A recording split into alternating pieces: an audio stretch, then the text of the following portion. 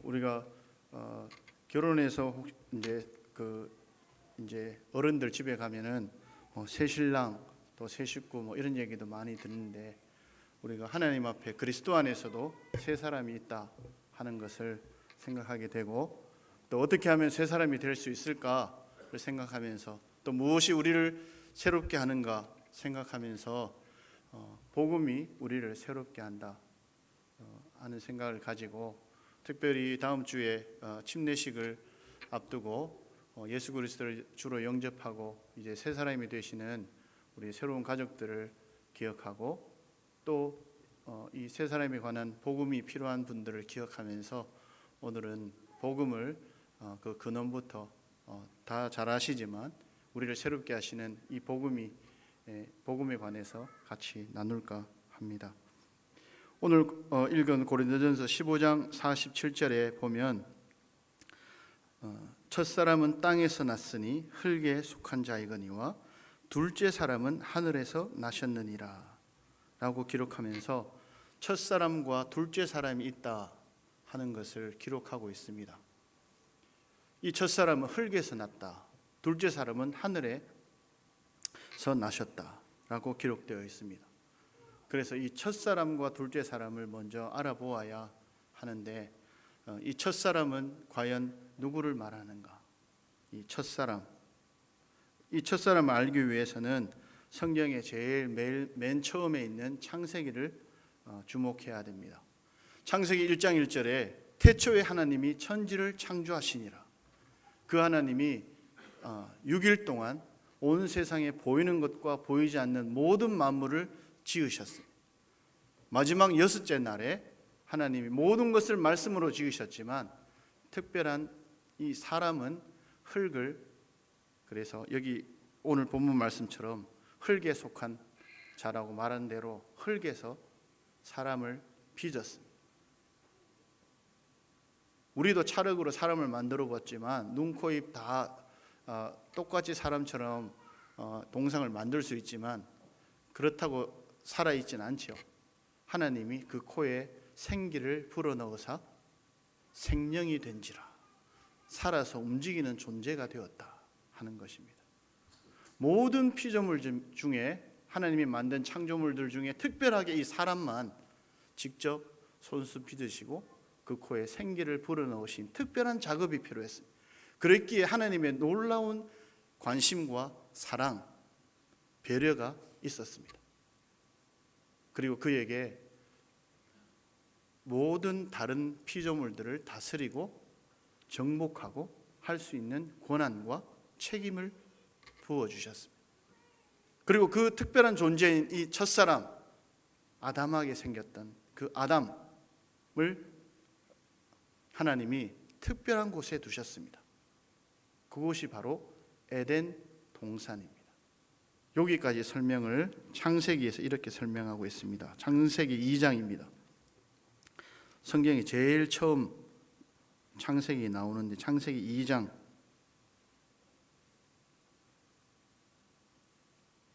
7절 같이 한번 읽어보겠습니다.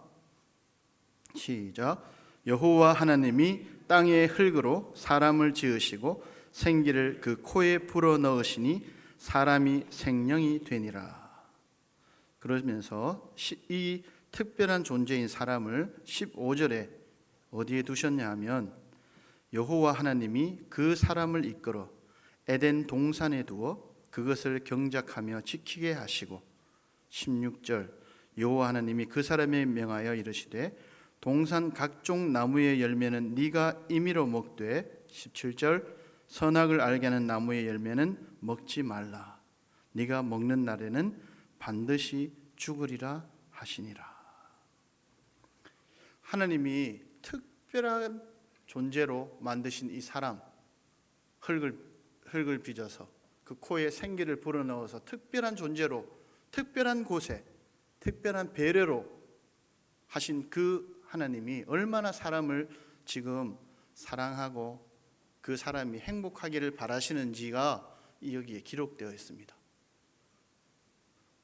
우리도 결혼하면 아무데나 살지 않고 살 수 있는 집을 나름대로 도배도 하고 장판도 하고 편리한 생활 도구도 사고 집을 꾸미잖아요. 아기가 태어나도 한 아기를 위해서 그 아이가 지낼 수 있는 이불과 양말과 덮을 여러 가지 이불, 생필품, 기저귀 이런 것들을 부모로서 준비하듯이 하나님이 이 특별한 존재인 첫사람 아담을 얼마나 사랑하고 배려하고 있는지가 이 말씀을 읽어보면 느껴집니다. 그 첫사람 아담이 정말 행복하게 살 수 있는 모든 조건을 에덴 동산이라는 그 한마디에 담아두셨어요. 특별한 존재였던 그 첫사람 아담이 정말 흡족하고 만족하고 행복하게 살 수 있는 모든 조건을 갖추었어요.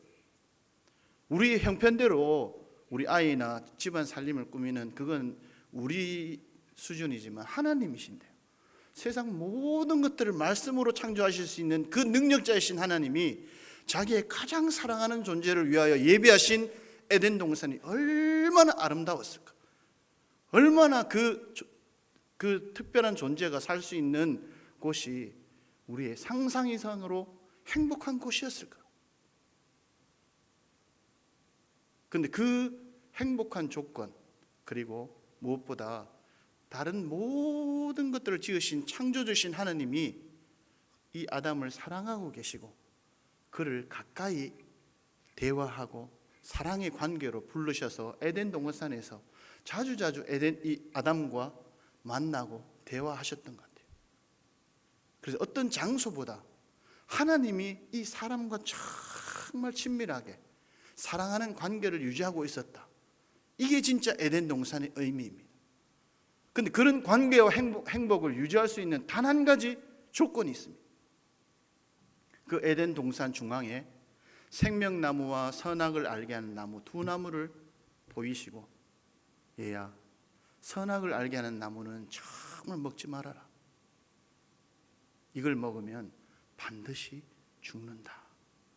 요거 하나만 지키면 특별한 존재인 첫사람 아담이 그렇게 행복하게 지낼 수 있는 모든 조건을 유지할 수 있었어요. 이게 힘듭니까? 어려운가? 이게 힘든 조건입니까? 어려운 조건입니까? 첫사람 아담은 선악을 알게 하는 나무를 따먹었습니다. 우리도 부모이고 어렸을 때 교육을 들어서 알지만 부모가 우리에게 뭔가 얘기하고 할 때는 그 아이와 자녀의 행복을 위해서 얘기하잖아요. 하나님도 자기의 정말 사랑하는 아담에게 정말 아담이 행복하기를 바라서 선악을 알게 하는 나무는 먹으면 안 된다. 반드시 죽는다. 그럼 무슨 나무를 따먹어야 되나요? 생명나무를 따먹어야 되잖아요. 그런데 그 쉬운 조건 하나 지키지 못하고 첫사람 아담은 선악을 알게 하는 나무를 따먹었습니다. 사람도 사람 간에 지켜야 될 도리 선이 있잖아요. 주차장에 가면 주차선이 있으면 주차금지 맞게 딱 주차를 하고, 우리는 차는 우측 통행하니까 우측으로 다니다가 그 선을 넘지 않고 중앙선을 넘으면 서로의 안전과 행복이 위험하게 됩니다. 하나님도 우리에게 딱 지켜야 될 선 하나, 선악을 알게 하는 나무, 이건 따먹지 말아라. 왜 그런가? 하나님이 선악을 알게 하는 이 절대적인 기준, 선악에 대한 절대적인 기준이 하나님께 있기 때문입니다. 하나님만이 내가 너를 정말 사랑하는데 너에 대한 선과 악은 내가 너한테 제시해 주겠다. 내가 제시하는 선과 악이 너를 보호하는 거다. 아담은 그것이 싫었어요. 그것을 싫었다기보다 그것을 방해하는 사단이 와서 유혹하고 꼬이자 넘어갔습니다. 반드시 죽는다는 그 경고를 잊어버리고 아담이 지켜야 될 그 선악을 알게 하는 나무를 따먹었습니다. 사단이 그 아담을, 첫사람을 꿰을 때 이거 먹으면 네가 하나님처럼 선악을 알게 된다.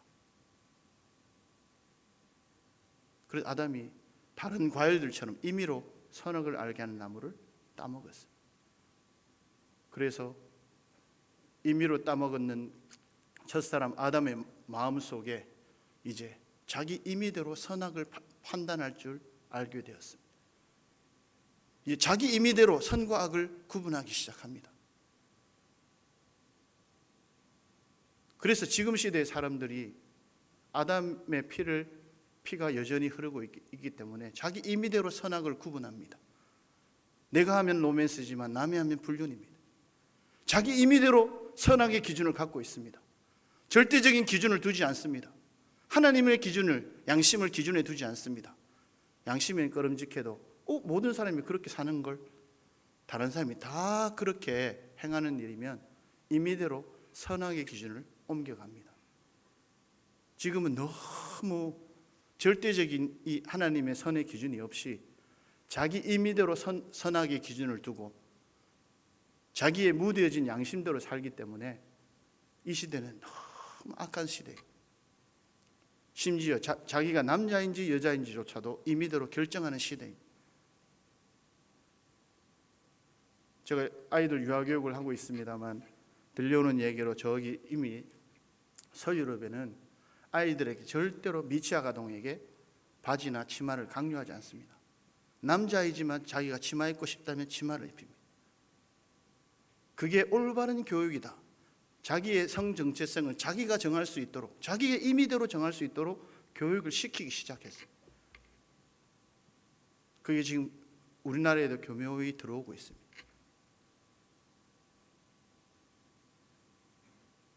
임의로 선악을 알게 하는 그 기준조차도 자기의 임의대로 하게 되는, 이게 첫사람 아담이 선악을 알게 하는 나무를 따먹기 시작한 이후로 죄가 세상에 들어오고 선악을 자기 임의대로 판단하는 그 기준과 양심이 그때부터 무너지기 시작했습니다.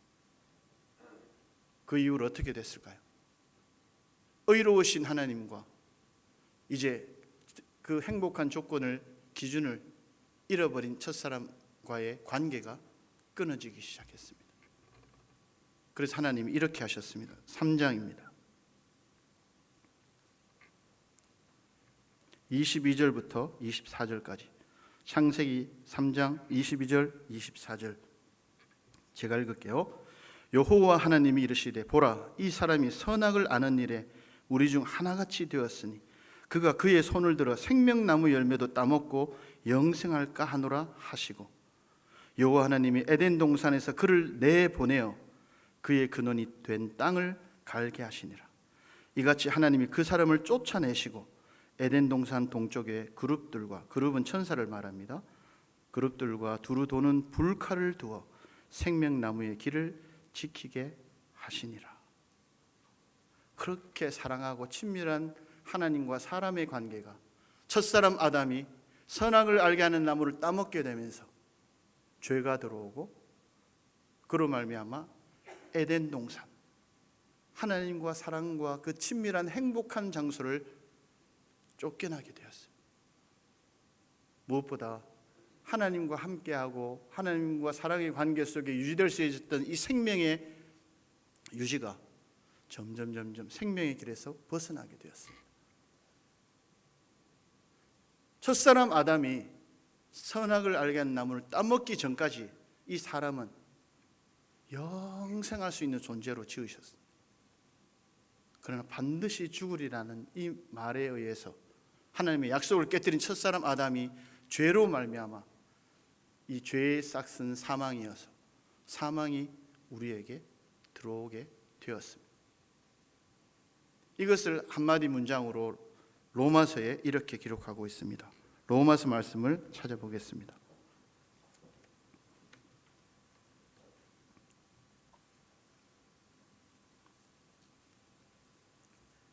로마서 6장입니다. 로마서 5장입니다.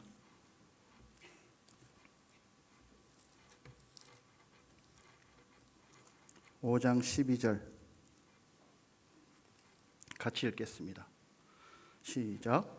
그러므로 한 사람으로 말미암아 죄가 세상에 들어오고 죄로 말미암아 사망이 들어왔나니 이와 같이 모든 사람이 죄를 지었으므로 사망이 모든 사람에게 이르렀느니라. 여기 한 사람은 첫사람 아담을 이야기합니다. 첫사람 아담으로 말미암아 죄가 세상에 들어왔다. 선악을 알게 하는 나무를 따먹으면서 죄가 이 땅에 들어왔다. 그 죄로 말미암아 사망이 들어왔다. 이와 같이 모든 사람이, 이제 이 땅에 존재하는 아담 이후로 태어난 모든 인류는, 사람은 김씨, 이씨, 박씨, 소씨까지 모든 성씨는 달라도 사람의 피가 흐르는 모든 인류는 아담으로부터 죄씨가 되었다. 오늘 우리 이진규 형제님 간증 속에 있었죠. 죄의 씨가 흐른다. 죄씨로 말미암아 내가 정말 죄인 된 것을 깊이 깨달았다. 모든 사람이 첫사람 아담으로부터 이 죄의 씨를 물려받아, 죄의 혈통을 물려받았어. 죄의 피가 흐릅니다. 그래서 에베소서 2장에는 우리가 본질상 진노의 자녀가 되었다. 우리의 본질이, 우리의 혈통이, 우리의 근본이 죄인으로 태어나 하나님의 진노의 자녀가 되었다. 그렇게 하나님의 특별한 배려와 사랑으로 흙을 빚어 생기를 부어서 생명이 되게 하시고 에덴 동산이라는 그렇게 아름다운 행복한 땅에 둘 만큼 사랑했던 그 존재가 첫사람 아담, 그 사람의 실수로, 범죄로 에덴 동산에 쫓겨나고 이제 우리 모든 사람이 본질상 진노의 자녀다. 하나님의 심판을 받아야 될 사람이다. 그 심판을 받아서 뜨거운 불못에 들어가야 될 대상이 되었다. 사실상 저도 지옥에 가보지 않아서 얼마나 지옥이 뜨거운지를 말로 설명할 수는 없습니다. 그러나 보이는 현상으로 우리에게 보여주신 것이 있는데, 얼마 전에 필리핀에서 그리고 인도네시아에서 화산이 폭발했습니다. 인공위성에서도 측정될 만한 아주 심한 연기가 나는데 그 연기에 유황 냄새가 납니다. 그리고 분출되는 용암이 펄펄 끓는 시뻘건 용암이 땅속에서 올라옵니다. 그게 지옥에서 의미하고 있는 불못과 유사합니다. 유황 냄새가 나고요. 펄펄 끓는 불못입니다. 그게 용암과 같습니다.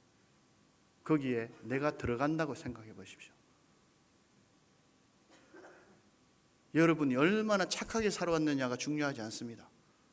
여러분이 첫사람의 후손인가, 첫사람 아담의 후손인가가 중요합니다. 그렇다면 여러분이 아무것도 하지 않아도 여러분은 그 용암같이 뜨거운 불못에 들어갑니다. 태어나서 지금까지 아무것도 하지 않고 숨만 쉬고 있어도 여러분은 본질상 진노의 자녀입니다. 그 뜨거운 용암 같은 불못에 100년을 지내는 게 아니고요, 감옥처럼 지내는 게 아니고요, 무기징역처럼 영원의 시간을 이 땅에서 숨쉬고 살아가는 짧은 100년의 시간보다 첫사람 아담에게 속해서 진노의 자녀로 하나님의 심판으로 지내야 될 영원의 시간이 더 깁니다. 그곳은 뜨거운 용암보다 더 뜨거운 불못이 우리를 기다리고 있다. 우리가 첫사람 아담에 속해 있을 때, 우리는 성씨는 다르지만 아담의 혈통을 물려받아 사람으로 태어난 이상 우리는 그 죄의 혈통을 다 가지고 태어났습니다.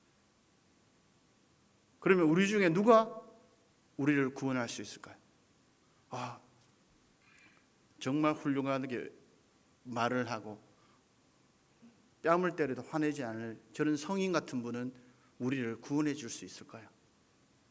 그렇지 않습니다. 그가 아무리 성인처럼 살고 옳은 일을 하고 선을 많이 쌓은 훌륭한 인물이었지라도 그가 첫사람 아담의 후손인 이상 사람으로 태어나 죄의 혈통을 가지고 있는 사람이라면 여전히 본질상 진노의 자녀예요. 우리가 아무리 선해도 거룩하신 하나님의 선과 비추었을 때 그게 선일까요? 우리가 정말 밝은 빛을 만들었어요. 그 빛을 태양에 비추었을 때 태양이 눈부시 할까요? 하나님이 만드신 그 태양조차도 우리가 만든 아주 밝은 빛보다 비교할 수 없는데 사람이 아무리 선해도 하나님의 거룩함과 비교할 수 없는, 사람 중에는 사람을 구원할 사람이 한 사람도 없습니다.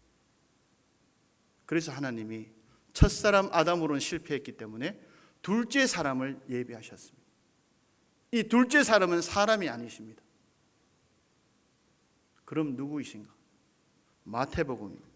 신약에 제일 처음 나오는 마태복음 1장입니다.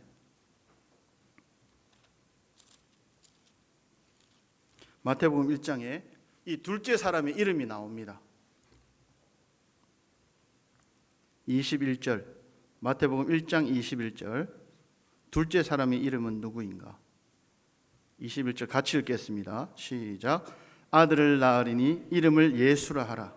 이는 그가 자기 백성을 그들의 죄에서 구원할 자이심이라 하니라. 이분이 둘째 사람, 하늘에서 나셨던 분, 둘째 사람 이름 예수 그리스도이십니다. 이분이 역할이 이름에 나타나 있습니다. 예수라. 예수, 이 두 글자 이름이 뭐냐? 죄인을 구원할 자다, 구원자다. 모든 사람이 죄를 범해서 사망에 이르게 되었을 때 그 사람들을 죄에서 구원할 자다, 구원자다. 역할은 그런 구원자이신데 그분의 정체성은 뭐냐? 23절. 보라, 처녀가 잉태하여 아들을 낳을 것이요 그의 이름은 임마누엘이라 하리라 하셨으니 이를 번역한즉 하나님이 우리와 함께 계시다 함이라. 둘째 사람은 예수 그리스도이신데 그가 모든 사람들을 죄에서 구원할 자이신데 그분의 정체성은 뭐냐? 하나님이십니다. 하나님이 우리와 사람과 함께 하신다. 임마누엘이시다. 사람들과 함께하는 사람의 모양으로 오셨지만 그분은 하나님이시다. 둘째 사람 예수 그리스도는 하나님이시다. 하나님이셨기에 하나님의 의로움, 거룩함을 입고 오셨습니다. 사람의 모양으로 우리와 똑같은 형체, 만질 수 있는 육체로 오셨지만 그 속에 담겨있는 정체성은 하나님이시다. 그래서 예수 그리스도는 완벽한 사람이지만 완전한 하나님이십니다. 그분이 죄에서 구원하시기 위하여 첫사람 아담은 우리를 본질상 진노의 자녀로 만들었지만 둘째 사람 예수 그리스도는 우리 사람들을 죄에서 구원하기 위하여 어떤 일을 하셨는가? 조금 뒤에 넘기시면 요한복음이 나옵니다. 요한복음 1장입니다.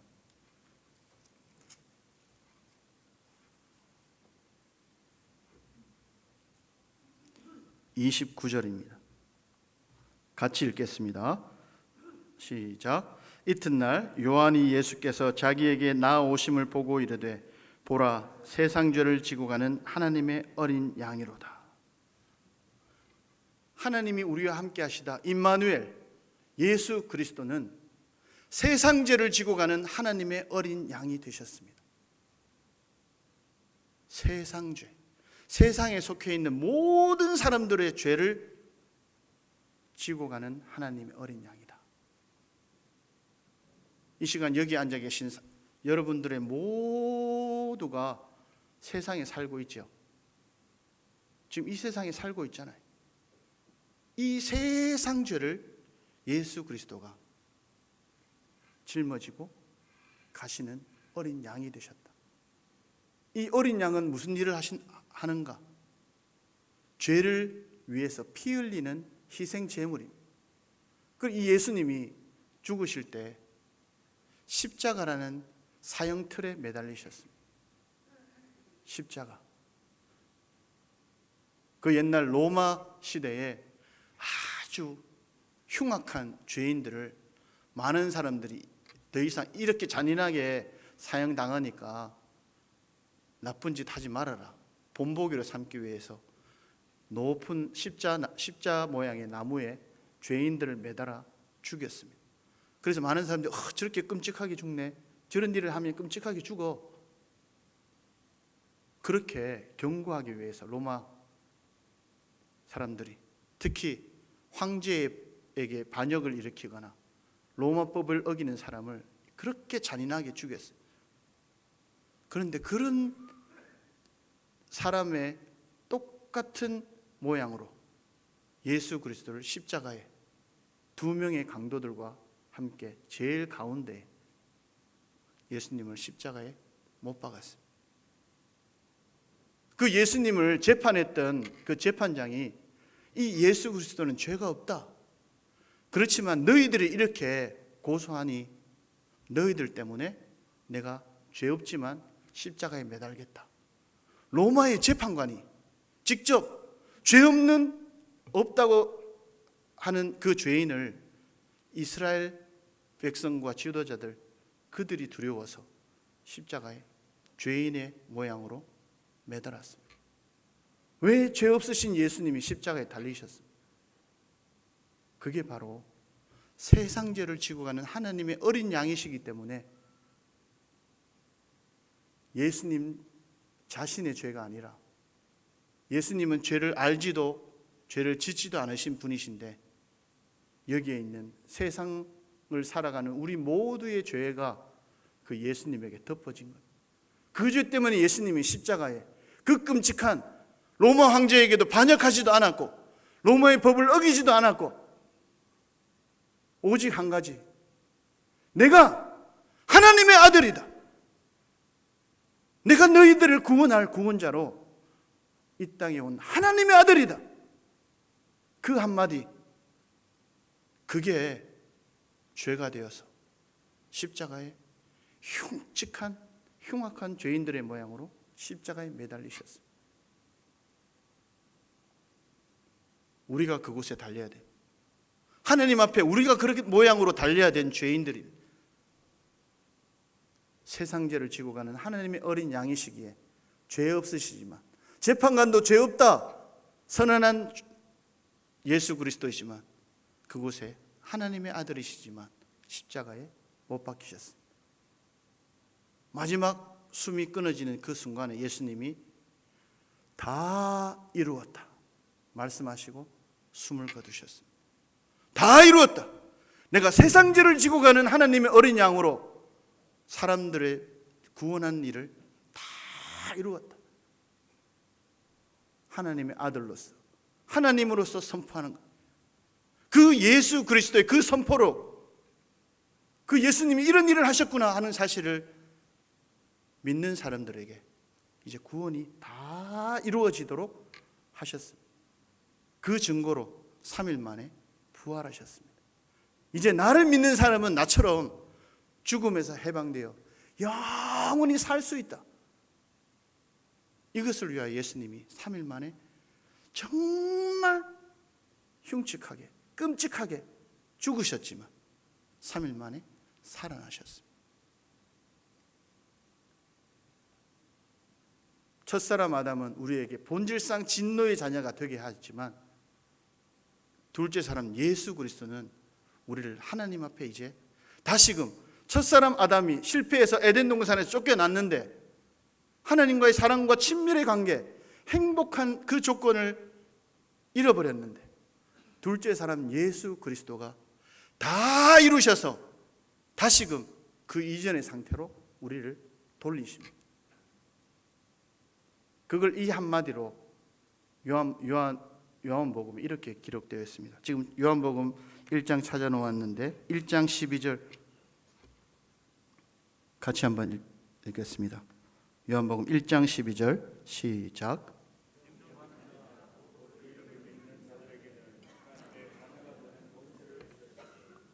첫사람 아담은 본질상 진노의 자녀로 만들었어요. 둘째 사람 예수 그리스도는 그 예수 그리스도, 구원자이신 그 예수 그리스도의 이름을 믿는 사람, 그 예수 그리스도를 영접하는 사람을 하나님의 자녀가 되게 하십니다. 하나님의 자녀가 된다. 본질상 진노의 자녀였던 우리가 하나님의 자녀가 된다는 것이 얼마나 놀라운 것입니다. 그것도 하나님이 직접 사람의 모양으로 이 땅에 오셔서 그 십자가의 고난과 그 시련을 다 겪으시면서 하나님의 자녀가 되게 하셨다. 하나님의 자녀가 된다는 게 얼마나 놀라운 것인가요? 이 세상 보이는 것과 보이지 않는 모든 것들을 창조하신 그 하나님이 자기의 자녀를 얼마나 배려하고 사랑하고 능력을 베풀어 보호하시고 지키시겠습니까? 첫사람 아담은 우리에게 본질상 진노의 자녀가 되게 했지만 둘째 사람 예수 그리스도가 이제 그 예수 그리스도를 믿는 사람에게 하나님의 자녀가 되게 했다. 놀라운, 이것은 아무도 할 수 없는 것입니다. 구원받을 이름을 이 예수 그리스도 외에는 아무도 없습니다. 불교에서도 이슬람에서도 유교에서도 다른 그 어떤 것에서도 이룰 수 없습니다. 오직 구원자는 예수 그리스도십니다. 그런데 이 예수 그리스도를 믿을 때에 우리가 하나님 앞에 예수 그리스도를 믿을 때 딱 한 가지 거쳐야 되는 과정이 있습니다. 이 예수 그리스도에 관한 복음과 소식을 듣고 우리가 한 가지 반응해야 될 과정이 하나 있습니다. 요한복음 뒤에 사도행전입니다. 뒤에 3장 19절입니다. 신약의 191쪽 3장 12절 19절 사도행전 3장 19절 같이 읽겠습니다. 시작. 그러므로 너희가 회개하고 돌이켜 너희 죄 없이 함을 받으라. 이같이 하면 새롭게 되는 날이 주 앞으로부터 이를 것이요. 본질상 진노의 자녀였던 우리가 하나님의 자녀로 새롭게 이걸 거듭난다고 이야기하고 구원받는다고 이야기합니다. 우리가 구원받고 새롭게 거듭나는 이 새롭게 되는 날이 우리에게 이르고 임하려고 하면 19절 앞에 너희가 회개하고 돌이켜. 이 예수 그리스도의 복음이 우리에게 왔을 때, 예수님이 우리를 하나님의 자녀로 거듭나고 구원받게 하려 할 때, 내가 그렇게 나아갈 때 뭘 어떻게 해야 되느냐? 회개하고 돌이켜야 돼. 그냥 단순히 내가 몰랐던 소식이네. 나 이거 몰랐는데 이제 알아놔야 되겠네. 그런 차원이 아닙니다. 서울 가려던 사람이 동대구에서 기차를 잘못 타서 부산을 가요. 그 사실을 알게 됐을 때 내 서울 가야 되는데 부산 잘못 탔네? 아는 순간, 그 소식을 들은 순간 어떻게 해야 되나요? 최대한 빠른 역에서 내려서 갈아타야 돼요. 방향을 바꿔야 돼요. 지금 가고 있는 방향에서 완전히 돌아서서 목표를 새로 바꿔야 돼요. 갈아타야 돼요. 회개가 그런 의미입니다. 내가 지금 삼고 있는 삶의 목표, 내가 가고 있는 삶의 방식, 내 삶의 가치를 완전히 갈아타야 돼요. 그게 회개입니다. 그리고 철저한 자기 반성이 있어야 돼요. 예수 그리스도가 왜 십자가에 못 박혔는가? 누구 때문에 십자가에 못 박혔는가? 철저한 자기 반성을 토대로 이제 완전히 기차에서 내려서 서울로 가는 기차를 타듯이 내 삶의 목표와 방향을 완전히 바꿔야 돼요. 그래야 새롭게 되는 날, 하나님의 자녀로 새롭게 되는 날이 우리에게 주어지는 겁니다. 철저하게 내가 죄인인지, 내가 본질상 진노의 자녀인지 깨닫지 못하고 그런 반성 없이 더 이상 내가 첫사람 아담처럼 하나님 앞에 또 범죄하고 첫사람 아담이 땅의 것을 추구하며 살아가는 삶의 방식이 아니라 하늘로부터 오셔서 죄 없이 억울하게도 내 죄를 위하여 자신의 모든 것을 내어주신 예수님처럼 살겠습니다. 예수님의 삶이 내 삶의 방식입니다. 예수님처럼 사는 게 내 꿈입니다. 예수님처럼 사는 것이 내 사명입니다. 예수님처럼 사는 것이 내 삶의 가치입니다. 회개하고 돌이켜 그 결단과 마음을 통해 하나님을 나간 그런 회개하고 돌이킴이 있어야 죄의 사함을 받는 것입니다.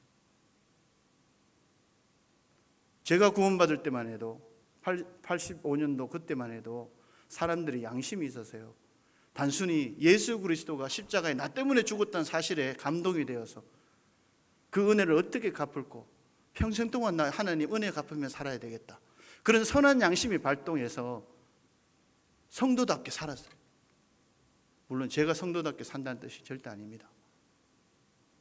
아무도 가르쳐주지 않았지만 양심으로 회개가 일어났고 자연스럽게 예수 그리스도를 닮아 보려고 성도답게 살려고 새롭게 변화된 인생처럼 살아보려고 하는 것들이 자연스러운 분위기였어요.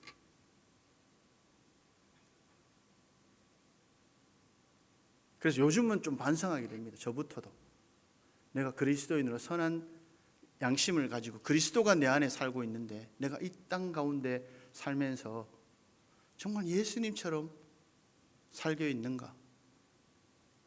그런 사람을 가리켜 새 사람이라고 합니다. 그 새 사람이 누구일까요? 새 사람 옆에 갈로를 해놨죠. 그 새 사람이 누구겠습니까?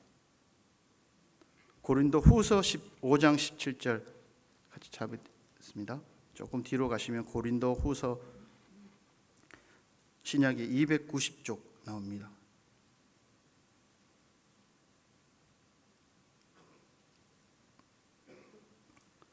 고린도 후서 5장 17절 같이 읽겠습니다. 시작. 그런즉 누구든지 그리스도 안에 있으면 새로운 피조물이라. 이전 것은 지나갔으니 보라 새 것이 되었도다. 그리스도 안에 있으면 새로운 피조물이, 새 사람이 되는 겁니다.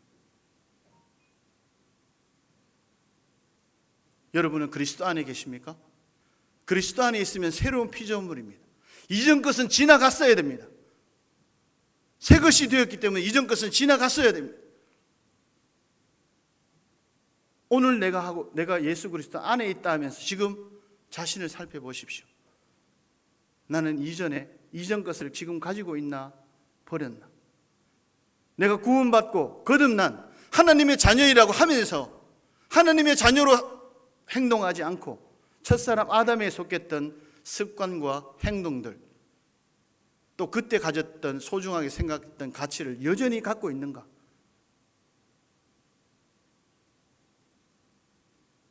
그리스도 안에서 새로운 피조물이면 사랑하지 않았지만 사랑할 수 있는 사람이 되어야 되고요, 쉽게 분노했지만 이제는 분노를 절제할 수 있는 사람이 되어야 되고요, 거짓말을 밥 먹듯이 했는 사람이지만 이제는 거짓말을 하면 양심에 찔리고 거짓말을 하지 않는 사람으로 바뀌는 것입니다. 이전 것은 지나갔어야 됩니다. 그런데 여전히 내가 천국 가는 사람으로 부르심받아 천국 가는 건 알고 있지만 행동은 지옥 가는 사람들처럼 행동하고 있지 않는가? 정말 나를 새로운 피조물이 되게 하신 예수 그리스도가 무엇 때문에 십자가에 못 박혔는가?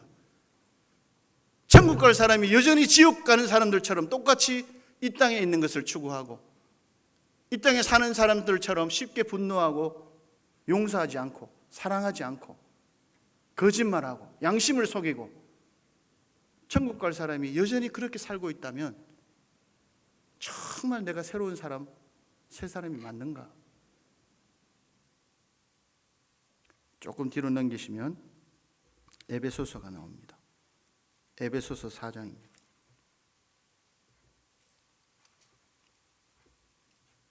22절부터 24절까지.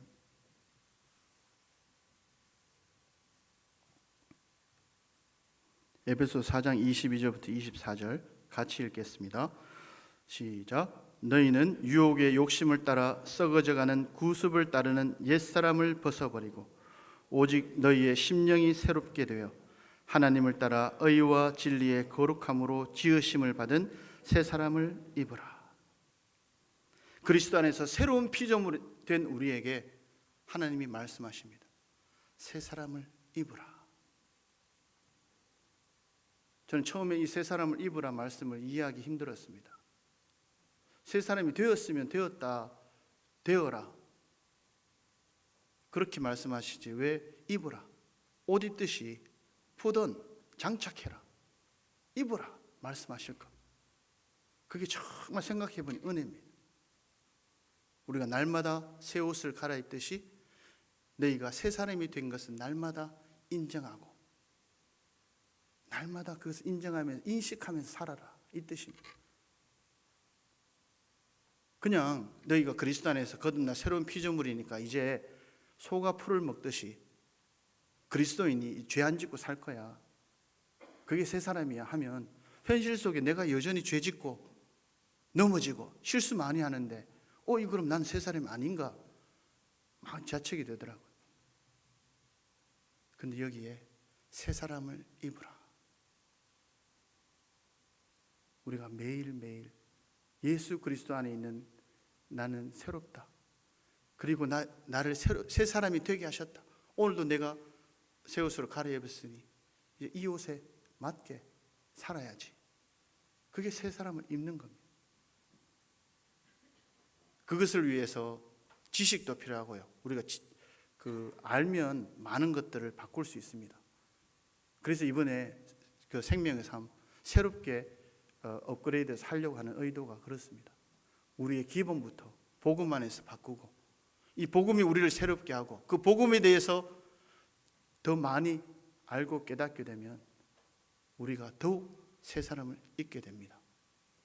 로마서 12장에 보면 너희가 마음을 새롭게 함으로 변화를 받을 수 있다. 또 우리의 마음가짐, 결단과 헌신이 바뀌어지면 새롭게 될 수 있습니다. 그리고 오늘 에베소 4장처럼 너희의 심령이 새롭게 되면 새 사람을 입을 수 있다. 그래서 우리의 심령과 우리의 마음과 우리의 지식이 새로워지면 우리가 새 사람을 입고 살아갈 수 있습니다. 이 교회 안에서 우리 성도님들 새 사람이 되도록 이 영적인 것 그리고 지식적인 삶 공부를 통해서 또 예배 가운데 우리의 심령이 날마다 새로워지도록 여러분을 돕고 있습니다. 우린 첫사람 아담에게 속해 있지 않고 둘째 사람 예수 그리스도 안에서 새롭게 변화를 받은 새 사람입니다. 골로새서에 있는 말씀에는 똑같이 새 사람을 입으라 말씀하시면서 우리가 버려야 될 것 6가지를 말씀하십니다. 분노, 대표적인 것, 거짓말, 이런 것들 버려라 말씀하고 있습니다. 우리가 옛날에 첫사람 아담이 속하였을 때 우리는 이 땅이 다인 것처럼 이 땅의 것들 잘 먹고 잘 살고 좀 더 편안한 집에 자식들 잘 키우며 사는 것을 목적으로 삼았습니다. 그리스도 안에 새로운 사람이 되면 우리의 목적이 바뀌어야 됩니다. 내가 그리스도 안에 새로운 사람이면서도 불구하고 여전히 이 땅에서 사는 사람들의 똑같은 가치대로 살고 있다면 그리스도 안에서 십자가에서 못 박히신 이유가 무엇입니까? 자신의 몸을 내어주고 자신의 전부를 내어주기까지 우리를 변화시키고 싶어서 자신을 희생하신 예수 그리스도의 피값이 무엇입니까?